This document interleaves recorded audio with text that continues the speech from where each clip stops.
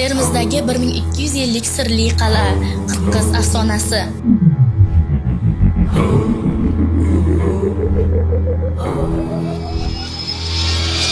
Surxondaryo viloyatining Termiz shahri yaqinida asrlar sinovidan o'tgan Qirqiz qal'asi qad rostlab turibdi.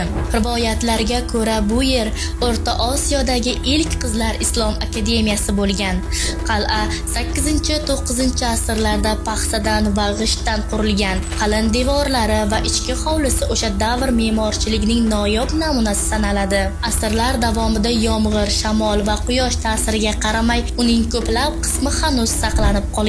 Chunki paxsasi juda zich, g'ishtlari esa mahalliy tuprog'idan tayyorlangan. Bugun u vayrona holida bo'lsa-da, baland devorlari, ustunlari hanuz o'tmish nafasi bilan yashaydi. Xalq dostonlarida aytilishicha, qadim zamonda bu qal'ada qahramon qiz Guloyim va uning 40 dugonasi yashagan. Ular nafaqat go'zal, balki jasur, bilimli va vatanparvar bo'lishgan. Bir kuni yurtga dushman bostirib keladi.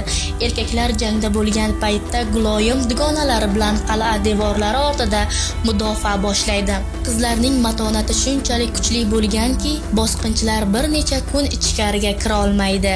Shu voqea xalq xotirasida abadiy muhrlanib, bu joy Qirqiz qal'asi deb atalgan. Aslida Qirqiz qal'asi haqida afsonalar ko'p.